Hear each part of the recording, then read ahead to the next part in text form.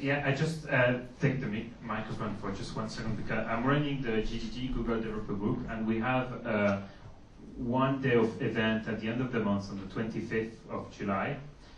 There's code labs and workshops, so there'll be 5 of them. It's running with Coding Grace, for those of you who knows. One will be on Unity 3D. There's one on Google Play and how to start game development, which would be kind of an intro, so even if you've done a little bit of Android, it's good. And it's done by a GDE, a Google Developer Expert on Android, so it would be a very good catch-up. We'll have one on Android Wear, one on Angular, which will be advanced, and there's another one, but you can ask me. And also, if any of you is interested in the Solve for X project by Google, we also on the same day will have an event which will be invite only. So if you want to have more data on that, you can just ask me. It'll be an event on the 25th on the same day. So, yeah. So show me how to do that. All you need is a cable again. Okay. Oh, my email's coming in as usual. But this time I'm gonna turn off synchronization and Wi-Fi, everything.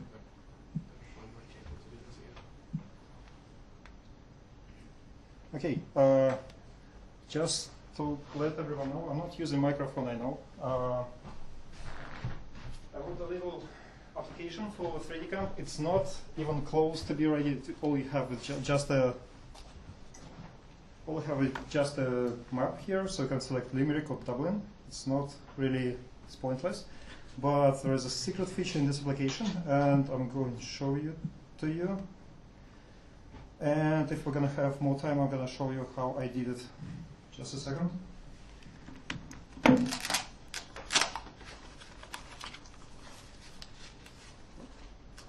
By the way, this is cardboard.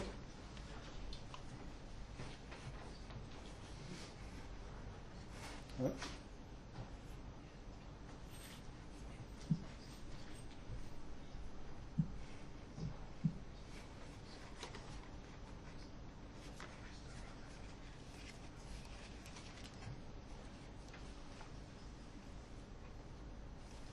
Oh, where's the song? Speaker. Oh, yes, works. Okay, I have to restart this. So,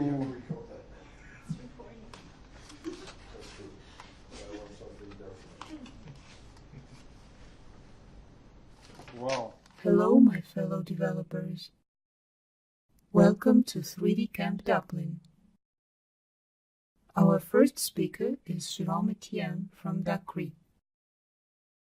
He is a hardcore JavaScript developer and author of learning3.js blog. He is going to tell us about augmented reality and developing with WebGL. Our next speaker is Abby Campbell from UCD. He is going to tell us about movie-making challenges when the camera captures everything around it. If you have an idea or a project you would like to talk about, please contact 3Dcamp Dublin. Follow us for upcoming events. Until next time, over and out. And it's literally over and out because this entity gonna disappear in a second. So it's gonna, see, it's blending back into void. And this is how it works. Well, it works. Yep. So the point was, this is actually part of the project I'm working on. Oh, I'm gonna use a microphone. It's floppy. So it's a little application that strange. It's a little application that plays pre-recorded video from Microsoft Kinect as a video source for displacement mapping that's wrapped around you in a 3D space in Android application. So the idea was to create something like an entity that if you Did anyone see in this Animatrix series? Yep. So in Animatrix, there was a entity is floating somewhere that tells something about each episode you're gonna see. So I was trying to recreate this experience, but I didn't have enough time to do it perfectly. If we're gonna have more time, I'm gonna show you how I did it at the end. If not, we're gonna have pizza break. You can ask me questions. So welcome our first speaker, Jerome Etienne from Dakri. Yes, please. And he actually, gonna tell us everything about augmented reality, JavaScript. Yeah, okay. Go for that. Okay. Hello, everybody. So you see, it almost work. So what I'm going to talk about is basically what we see on the screen. So what are we seeing on the screen? We are seeing a web browser showing augmented reality, and that's it. So that seems nothing like that, but that's quite interesting because you can make it work on this, for example. And this is Nexus 6, normal Nexus 6, no special installation, no whatsoever. And this is able to run that. So let me show you how I did all this.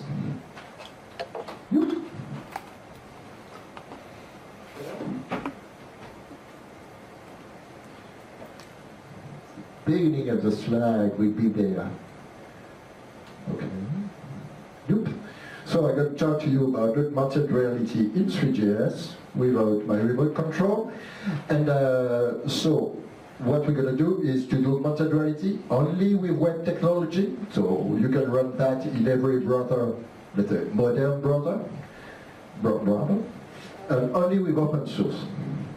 All that is particularly cool. So who am I? I'm mainly known to do Learning 3GS blog. A blog I worked for the last 4 years of that, where I teach people how to use how to use 3GS. I did 45 game extension for 3GS, and I'm currently leading a 3GS team for Dakri in Dublin. So contact me on Twitter, Jerome. So the challenge is to do all that with web technology on open source on currently deployed device. So what's a good recipe for that? First, what you need to do for augmented reality, you need several things, several ingredients for that. Oh, I can look at there, much better. First, you need to have camera feed. So something like WebRTC will do. Then you need to recognize the AR marker. This beautiful list. Those are my props. This one is the ugly one. Those are the more shiny one. Much more interesting. Alright, so okay. Apparently my microphone is not sure. Alright.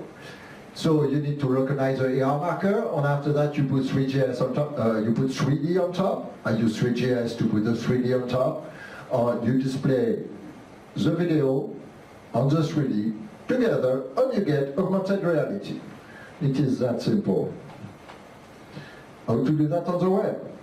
Obviously, we're going to use quite a bit of web standard. So first, we need the camera feed. For that, there is something quite simple called Get User Media. It's part of WebRTC. I guess you know people at Google because you started it. And it's currently standard on working on on Android, Nexus like that, not so much on the iOS, but supposedly that's gonna come one day. Let's hope for that to be available. And you can run that on any web browser for desktop. Let's hope the mobile will come to display 3D. So we use WebGL through 3GS. Let's hope you know what is WebGL. This is based on OpenGLOS 2.0, and that's standard to display 3D on the web.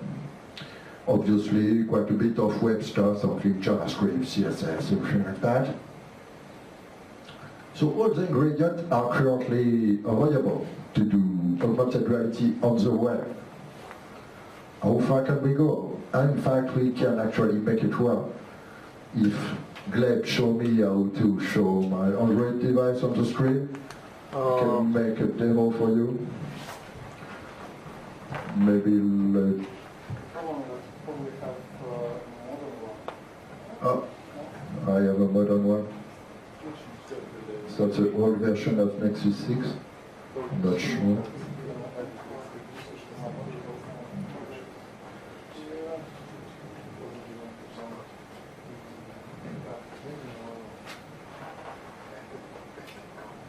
Yeah, suspense everyone. All right, this is my demo, black on black, no light. Pretty cool, right? New kind of marker. I'm not sure if you normally have to tap it for the media to set it up. Well, we're gonna do the demo later. I got easier demo to show. Okay.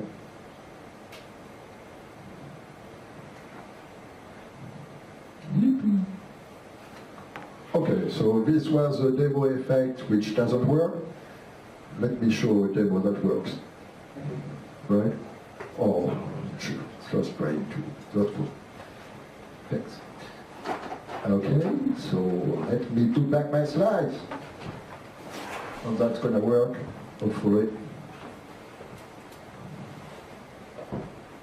Okay. So we have augmented reality within the browser. It even works on the mobile. And this is the most interesting part for me, is to run all that in a way that people can use. So as this is normal mobile, you have that in your pocket and you can use it today with open source. How can you do that? With open source. No, I push too many buttons. So for that, we provide open source software, which is available on GitHub. So you can look at that here. This stuff is not taking, actually. So this is the code, usual open source, some documentation, some example. So example, okay. Maybe like that. Okay. This is a simple code. So what can we do with them? So those are silly demo I did. So you can play stuff like that. So you're silly enough, you put a marker here, and you move around. This is a very short video. And you put augmented reality on top. Oops. So all that are the demos that you can find already in this. This is a demo of me in my kitchen. So in my kitchen I put some markers like that. And when you move around, you are recognized. This is a Nexus 9, recognizing the marker and displaying information about the oven. That's proper word. So you have some stuff like that. And this is augmented reality on unmodified Nexus 9. This one, to be precise. So that's work rather well. All right. So this one is a bit different. It was made, so I do a blah blah. What is interesting is you have, everybody got a marker, and you go around within a conference, let's say, and you want to share your contact. You take your phone, you take a video of the guy in front of you live, and because of that you got some augmented reality displayed in front. Yeah, I have to make a longer video. And so you can share contact easily with your phone like that without anybody doing nothing. So quite easy, supposedly. So that's contact sharing in AR. So this is an application that you can find within the repository and do whatever you want with it. This one is obviously my favorite. So yeah, you put a Tsunemiku. So for those guys who don't know, Tsunemiku is a virtual character that you can play with. That's a Japanese character, completely virtual. This is a 3D model, and this is a singer. And this is a singer which has no voice behind. All that is sung by a computer behind. We're gonna see the end on that. On how funny one can be. Do I have this link? No. So how do we implement that? So obviously we put a byte of web standard and quite a bit of open source. So 3GS obviously, GSR code to find the AR marker. We're going to use another library as well, is AR Toolkit. We are currently trying to build that. So we use 3GS. This one is not interested. We're going to use AR Toolkit. So AR Toolkit is another library to recognize a marker within your video stream. Currently not well supported on the web, but we are trying to fix that. There is a team working on it. So some blah blah. Yeah, maybe I can find my video of CVNS. No, it's not that important. So how to use that? Suppose you want to use that yourself. There is two sources provided, GSR co-marker on webcam grabbing. So GSR co-marker is also a source that you can use to recognize this kind of marker within your video stream. And the webcam grabbing, which is also a source in order to get the webcam getting out of your mobile. So all that is done for you. There's some examples that you can use within the repository as well. Also the one I showed at the beginning, very simple example for educational purposes. More complex example to get performance, stuff like that. Usual stuff. So this is the basic one. You can see on here, there's a marker, what you have recognized. On top here, you got the debug to show you exactly what is recognized on where.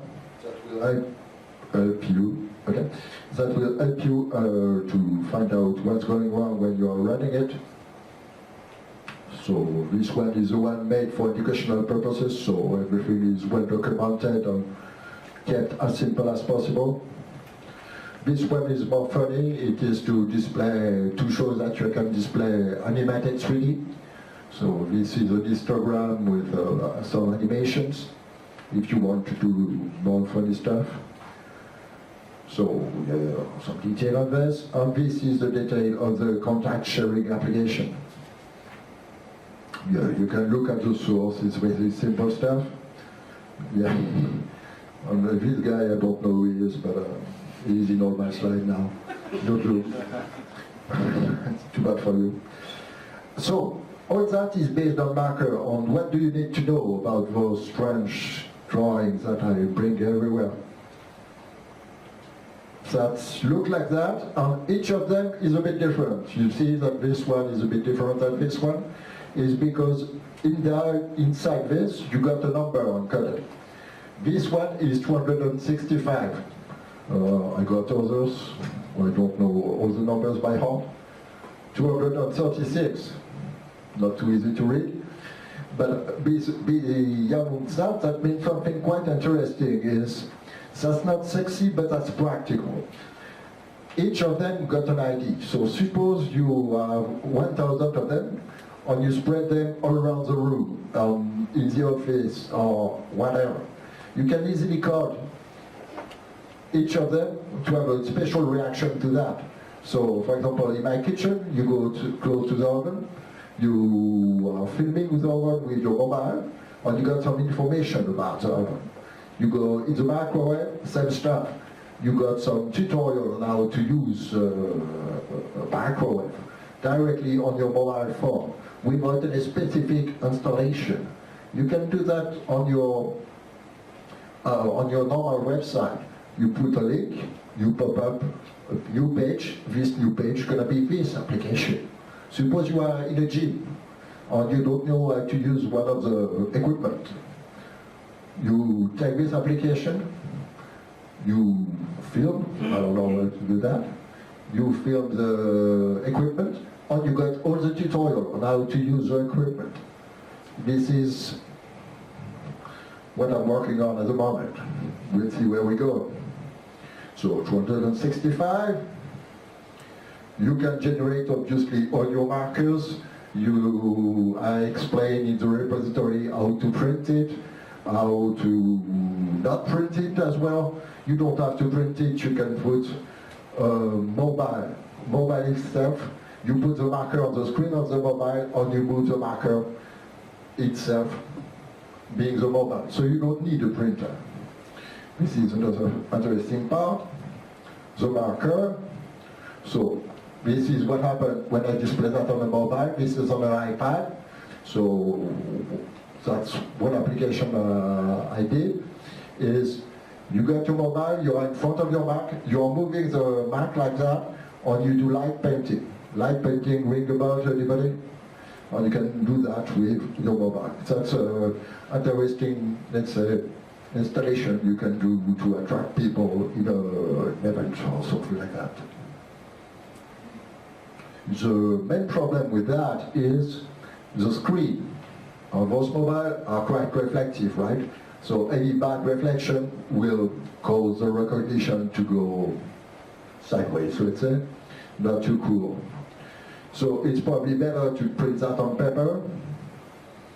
So main difficulty meaning you need a paper. If you put that on a cardboard like me, they last longer. It's up to you to do. Well, that seems nice. What about the performance though? Because currently we are running that within the web browser. So the web browser is not exactly the same performance that you can expect from native code, for example. So let's think about that. First, what is the advantage of running all that within a browser? Obviously, there's a lot less code to write. You don't need to do an iOS version. You don't need to do an Android version. You need only one set of skills, which is web browser set of skills. It's a lot easier to hire people, stuff like that. So it's more standard and less varied. All that is the pro web. What are the advantages of the native code? The native code is you have a better control on the running platform. What does this mean?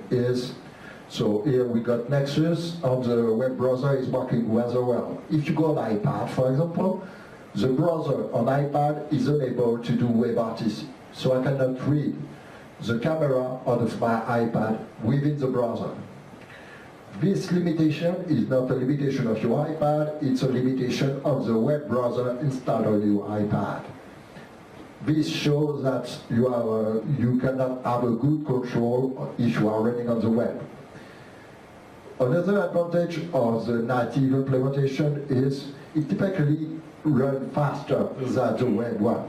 When you implement this kind of heavy computation stuff, in JavaScript, you need to be rather well educated in JavaScript to make it fast.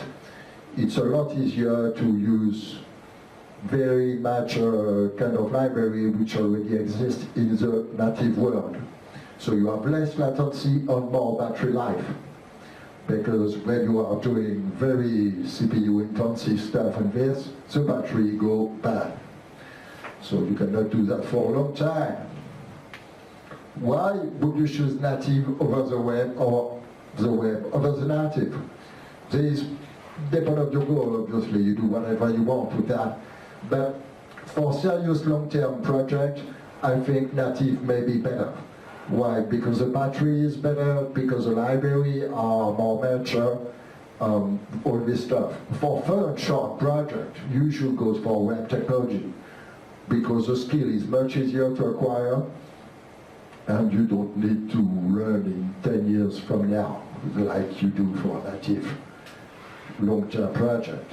So the importance is to experience AR, no matter what you are doing, right? So all this, yes. Now, let me show you another.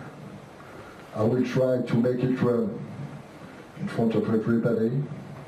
Can I do that? The demo time of this. We go here, here. So how I did Hatsune Miku, the original one, right?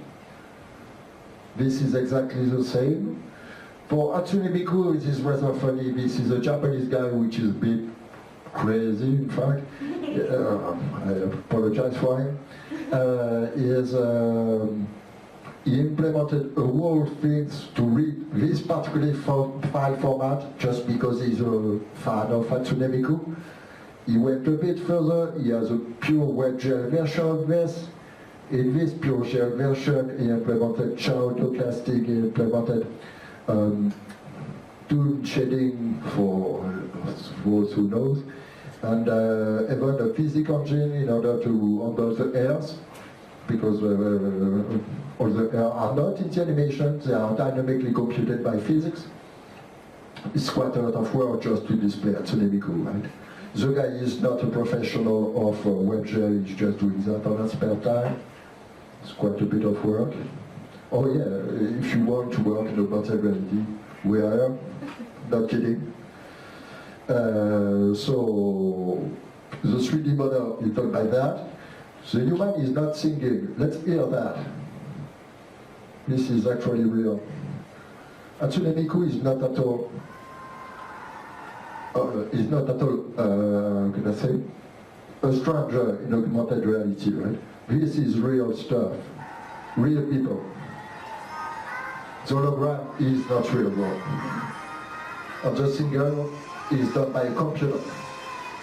Or the voice, a pure computer.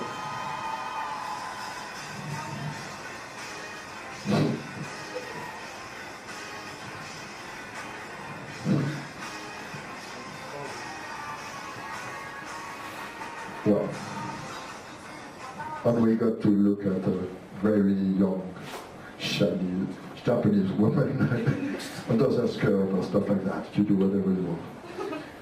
Okay. I find that completely crazy personally, but there is like more than 100,000 people in the room when you do that. All to look at augmented reality girl singing with a computer, like the concept. So this is Hatsune Miku. The demo you have already seen. Let me see.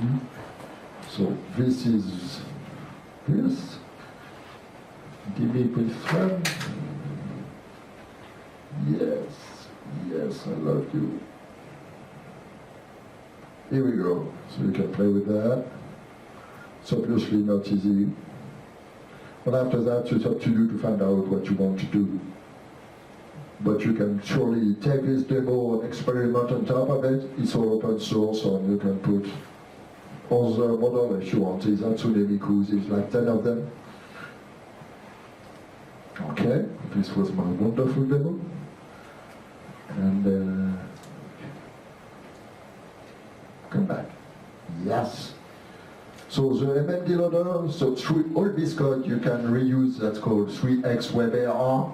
This is a 3GS extension to make augmented reality with 3GS.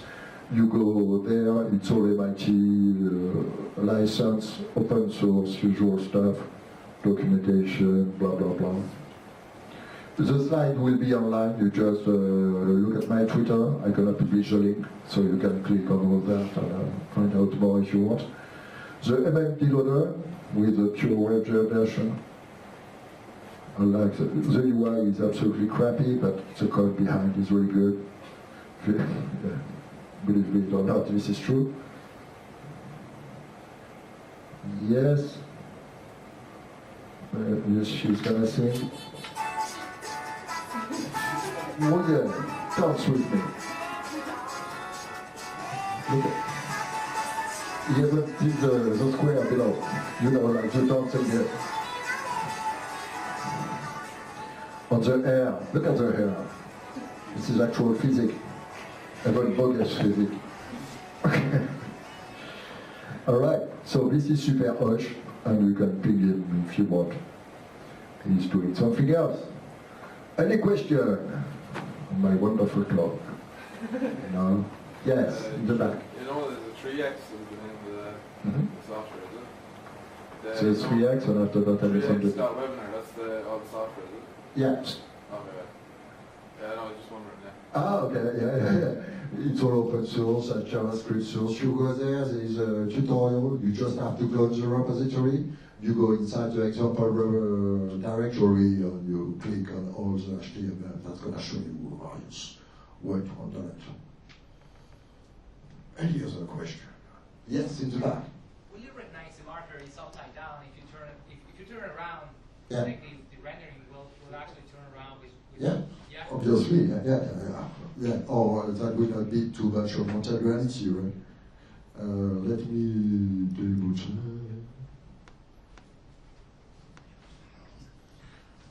So this one is I took as a video source an image. This way I don't have to spend my time moving the marker.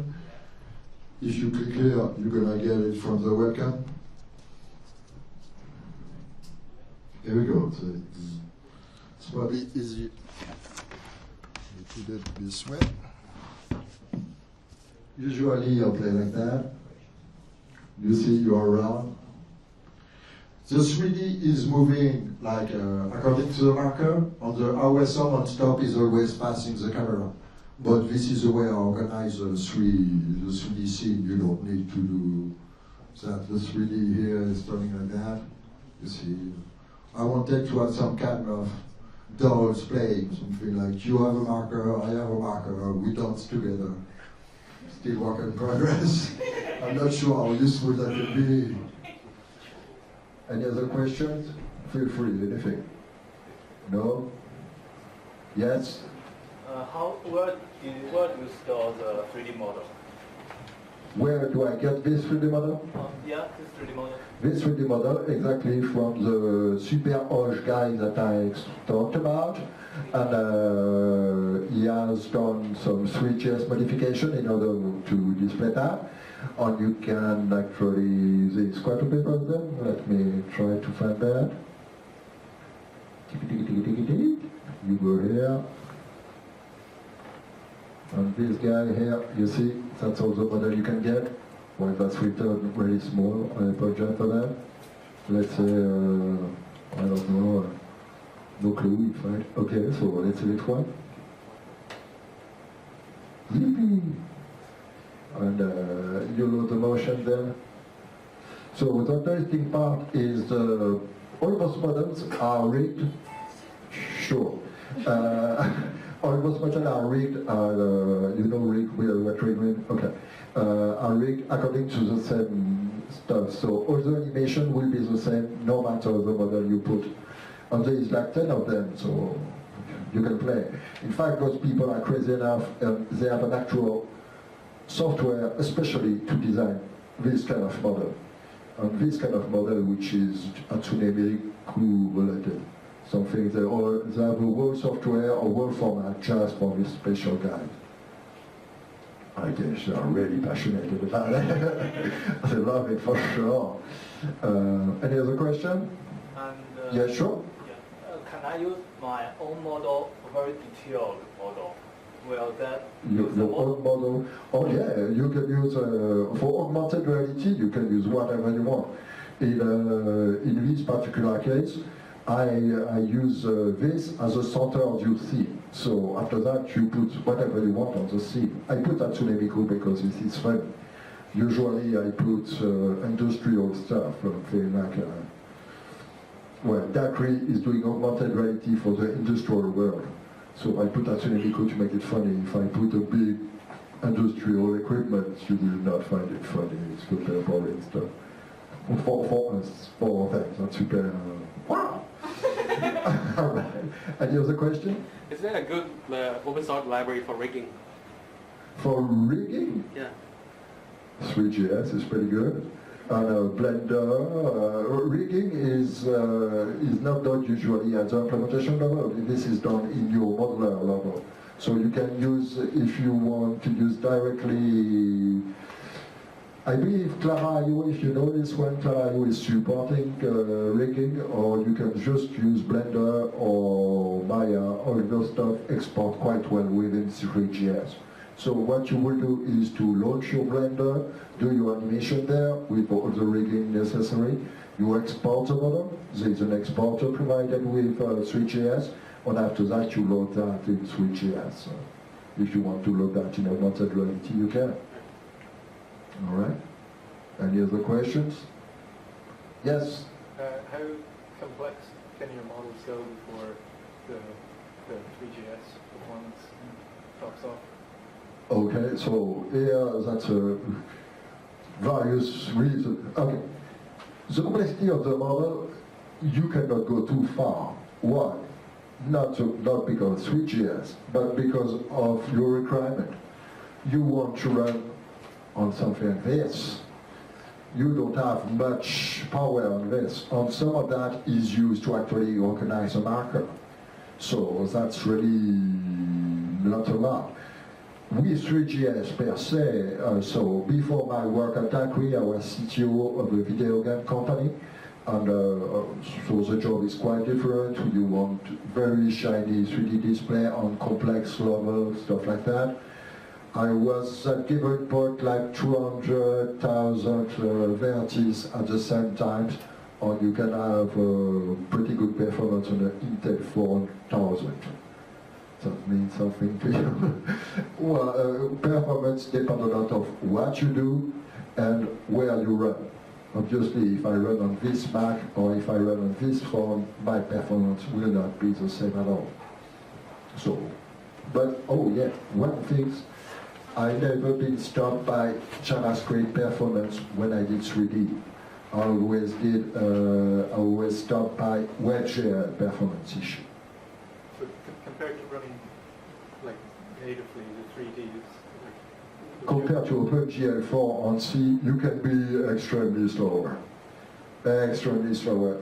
Nevertheless, I never had to do it within the web. Well, after that we can discuss, apparently a little bit too long. Yeah, pizza, that's not the size of the pizza. Yeah, hopefully. As we did the last time, Jerome gonna pick like 300 people and give away these beautiful cardboards provided by Google developer groups. I have to pick. Yeah, you have to pick, you have to... I'm like the complete right there. Okay, who wants one? Okay. I throw it here. Okay, I put that here on your run after. Oh, yeah. Yeah, okay. Because otherwise people won't ask questions. Yes. So, who asked me? No, we don't ask any question. I like your question. You in the back? I don't remember the guy. No. If I throw like that, I can ask somebody. It was him with the So much responsibility, thanks. And who want one? I don't remember, sorry. Yeah, you like this one. Oops. I have to train. I apologize. Yes, another question. Could you interact with it? Yeah. Doesn't mean then you can click on the phone and she's Yes. When you do that, for example, you remember my... I have an application with what I call contact sharing. I put the marker here, and you take your phone, you enter in the application, or you have more information about me. If you click on this, you're gonna have the Twitter page of the guy. So this is a very basic interaction for me, but you can have whatever interaction you want. You can do click wherever you want on the 3D, you can have 2D interaction on top. You can do very well on interaction. You are not at all limited by that. Okay? We can discuss more later. Yes? Why do you have different markers? Can you not just make, why have you so many different markers? See the way you have them numbered, whatever they may be. Like, see your marker that you have there is number 300 and whatever. Yeah, I don't know. Why so many different ones? Like? Why so many different? Yeah. Because it's better to have more than less. I'm not sure what you mean. Track multiple objects. Yeah, suppose I have 10,000 doors like that. So I have you, or I have another door, or I have another door, and you can play each other with one door. Okay, so are you limited to the amount of markers you have? Is there Oh yeah. Okay, because the white on the black here, what you see is in fact binary numbers. Yeah. With some redundancy on top. And you're only up to... if you want more data, you have to enter your own markers or to make them larger, stuff like that. Right, okay. Or you can have multiple markers, How many markers do you have? How many numbers? 1024. Yeah, 1024, yeah. Yeah, that's it. My numbers are not too good in English. Yeah, yeah. 10 bits. Please, I can do. Yeah. Any other questions? How is the limitation of the marker recognition, like at the same time? How many markers you can show on to the Infinite. Infinite, assuming you have the proper resolution within your camera, right? Because your camera arrives and we analyze all the pixels in order to find this guy. So if you have 10,000 markers, obviously all those markers are going to be really small, so you can do a lot of errors, right? Additionally, to analyze a very high resolution camera, take a lot of CPU. And right now, I do that in JavaScript with an unoptimized library. So this is why we are working on having, let's say, a very modern library implemented by ex-Googler guy, by the way, ex-WebGL Googler guy, Ilmari Ilkinen, for the guy who knows. What was your record number? I have to interrupt you because this gets colder and colder. You can ask for right? Yeah. Next room. Pizza, augmented reality pizza. Thanks, man. Thanks.